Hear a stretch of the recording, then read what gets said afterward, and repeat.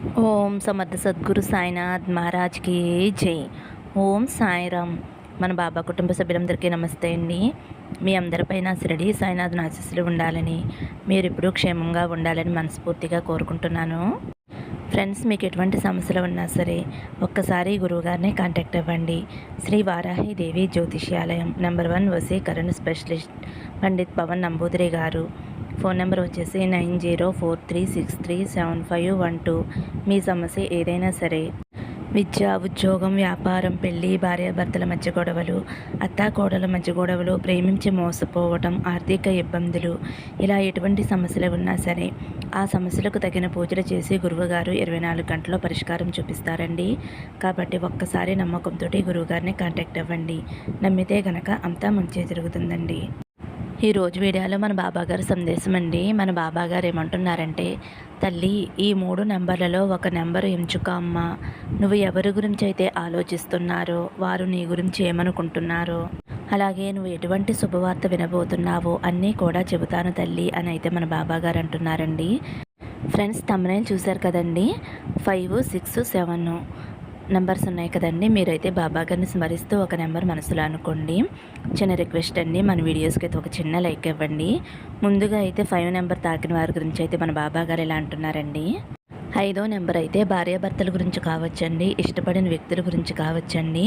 మన బాబా గారు ఇలా అంటున్నారు, తల్లి, 5వ నెంబర్ తాకావు కదమ్మా, మీరిద్దరూ కూడా చాలా లాంగ్ డిస్టెన్స్లో ఉన్నారు. మీ ఇద్దరి మధ్యలో ఏదో దూరం అయితే వచ్చింది. చాలా మనస్పర్ధలు అనేవి వచ్చాయి తల్లి. ఆ వ్యక్తి చాలా తప్పుడు నిర్ణయం అయితే తీసుకున్నారు. జరిగినవన్నీ కూడా ఆ వ్యక్తికి గుర్తొస్తున్నాయమ్మా. ఆ వ్యక్తి అయితే ఇప్పుడు నీ వద్దకి రావాలి అని కోరుకుంటున్నారు. ఇప్పుడైతే మీ ఇద్దరికి ఒకరికి ఒకరు మాటలు అనేవి లేవు.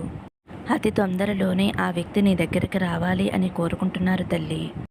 కానీ అతనికి భయం వేస్తుంది. ఇదేదో ఒక రిస్కులా అనిపిస్తుంది. అది ఇంట్లో వారి వల్ల కావచ్చు, మీ ఇద్దరి మధ్య గొడవలు జరగటం వల్ల కావచ్చు. అందువల్ల ఆ వ్యక్తికి భయమేస్తుంది. ఆ వ్యక్తి అయితే మీ దగ్గరికి రావాలి అని చాలా బలంగా కోరుకుంటున్నారు తల్లి. నీ దగ్గరికి చాలా తొందరలోనే రావాలి అని ఆ వ్యక్తి కోరుకుంటున్నారు తల్లి. ఇద్దరి మధ్య ఎంత దూరం వచ్చినా ఆ వ్యక్తి మిమ్మల్ని కలవాలి అని కోరుకుంటున్నారు. నీ కోపానికి అతను భయపడుతున్నాడు. చాలా ఎక్కువగా ఆలోచిస్తున్నారు. ఎన్ని అడ్డంకులు వచ్చినా సరే అతని మనసులో ఉన్న మాట చెప్పటానికి నీ దగ్గరికి వస్తాడమ్మా. ఎక్కువగా నీ గురించే ఆలోచిస్తున్నారమ్మా. నిన్ను ఒక స్పెషల్గా భావిస్తున్నారు. ఆ వ్యక్తికి నువ్వు చూపించిన ప్రేమనైతే వచ్చే జన్మలో కూడా తిరిగి ఇవ్వలేనంత ప్రేమనైతే నువ్వు ఆ వ్యక్తికి చూపించావమ్మా. ఆ వ్యక్తికి చాలా ప్రేమనైతే ఇచ్చావమ్మా. కానీ ఆ వ్యక్తి నుండి తిరిగి ఎటువంటి ప్రేమ కూడా పొందలేదు. ఇప్పుడైతే ఆ వ్యక్తి నిన్ను చాలా ఇష్టపడుతున్నాడు. మనసులో ఇదే కోరుకుంటున్నారు. ఎప్పుడెప్పుడు నీతో మాట్లాడాలా, ఎప్పుడు నీ దగ్గరికి రావాలా అని కోరుకుంటున్నారు. కానీ నీకు కోపం ఎక్కువగా ఉండటం వలన ఆ వ్యక్తి భయపడుతున్నాడమ్మా. కాబట్టి తల్లి, నువ్వు కొంచెం కోపం తగ్గించుకుంటే మీ ఇద్దరి బంధం బలపడుతుంది అని అయితే నేను చెబుతున్నాను తల్లి. మీ ఇద్దరికీ మంచి టైం అనేది అతి కొద్ది రోజుల్లోనే వస్తుందమ్మా. మీ ఇద్దరూ కలవటానికి చాలా పాసిబిలిటీ ఉంది తల్లి. మీ రిలేషన్షిప్ సక్సెస్ అవుతుందమ్మా. ఆలోచనలు నియంత్రణ కలిగి ఉండండి. కోపాన్ని తగ్గించుకోండి. అంతా కూడా నువ్వు కోరుకున్నట్లుగానే జరుగుతుందమ్మా. ఆనందంగా సంతోషంగా ఉండండి అని అయితే మన బాబా గారు 5వ నెంబర్ తాకిన వారి గురించి ఇలా చెప్తున్నారండి. ఇప్పుడు 6వ నెంబరు. 6వ నెంబర్ తాకిన నా బిడ్డ ఎవరైతే ఉన్నారో తల్లి, ఈ క్షణం నీ సమస్యలన్నీ కూడా నెత్తి మీద పెట్టుకుని ఎంతో ఒత్తిడికి గురవుతున్నావు. నీకు ప్రతి చోట వర్క్ పరంగా కానీ, మనసుకు సంబంధించిన విషయాలు కానీ, వ్యక్తిగత విషయాలు కానీ అన్నిటినీ కూడా మనసులో పెట్టుకుని ఒత్తిడికి గురవుతున్నావు తల్లి. బాబా, నేను ఏ పని చేసినా కూడా నాకు కలిసి రావటం లేదు. నా మనసు విరిగిపోయింది. ప్రతి క్షణము కూడా దాని గురించే ఆలోచిస్తున్నాను. ఏమి చేసినా కూడా అదే గుర్తొస్తుంది అని చాలా విచారంతో ఉన్నావు కదమ్మా. నువ్వు అనుకున్న పనులన్నీ సక్రమంగా జరగటం లేదు అని ఎంతో బాధపడుతున్నావమ్మా. చూడు తల్లి, నువ్వు అస్సలు బాధపడవలసిన అవసరం లేదు. నీకు మంచి రోజులు రాబోతున్నాయమ్మా. ఇక మీదట నువ్వు చేసే ప్రతి పని కూడా మంచి జరుగుతుందమ్మా. ఈ క్షణం నువ్వు అనుభవించే ఒత్తిడి ఏదైతే ఉందో అది దూరం కాబోతుంది. ఇప్పటి వరకు నువ్వు వెనకడుగు వేసినా ఇక మీదట నేను నీ దగ్గరే ఉండి నీతో ముందడుగు వేయిస్తానమ్మా. నేను చెప్పే ఈ పద్ధతిని అనుసరించు తల్లి. నేను చెప్పే ఈ పద్ధతిని అనుసరించినట్లయితే నీ జీవితంలో ఏదైతే ఒత్తిడికి గురవుతున్నావో అవన్నీ కూడా నీకు దూరమైపోతాయమ్మా. నువ్వు మంచి ఉన్నత స్థాయిలో ఉంటావు. నీ జీవితంలో నువ్వు అనుకున్నది సాధిస్తావు తల్లి. నీ బాబా వాకు సత్యవాకు తల్లి. బిడ్డ, నువ్వు అనుకున్నవన్నీ జరిగి నీ మనసు సంతోషంగా ఉండేలాగా ఒక చిన్న మార్గం చెబుతానమ్మా. నువ్వు నా జీవిత చరిత్ర పారాయణం చేయి తల్లి. ఎంతో భక్తి శ్రద్ధలతోటి నా జీవిత చరిత్ర పారాయణం చేశావు అంటే నీకు ఎటువంటి ఆటంకాలు రాకుండా నువ్వు అనుకున్న దానిలో సక్సెస్ అవుతావమ్మా.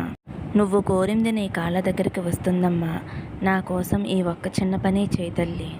నీ జీవితం ఎంతో ఆనందంగా సంతోషంగా ఉంటుంది అని అయితే మన బాబా గారు 6వ నెంబర్ తాకిన వారి గురించి ఇలా చెబుతున్నారండి.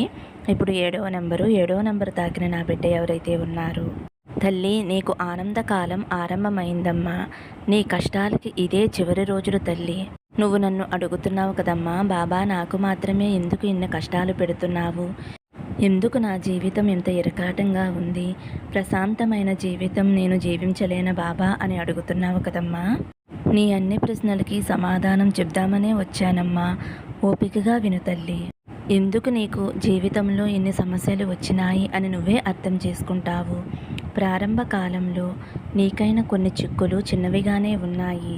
నువ్వు కూడా నీ బాధలన్నిటినీ కూడా దాటేశావమ్మా. కానీ కాలం జరిగే కొద్దీ నీకైనా కష్టాలు ఎక్కువయ్యాయి తల్లి.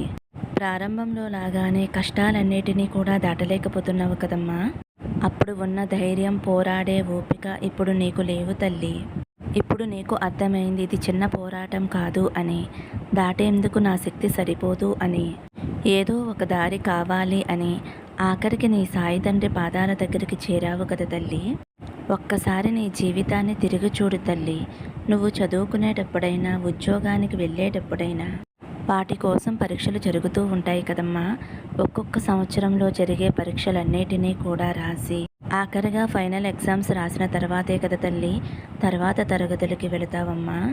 కష్టమైనా సరే, పరీక్షలు సులువైనా సరే అవి రాసిన తర్వాతే కదమ్మా తర్వాత తరగతులకు వెళ్ళేది.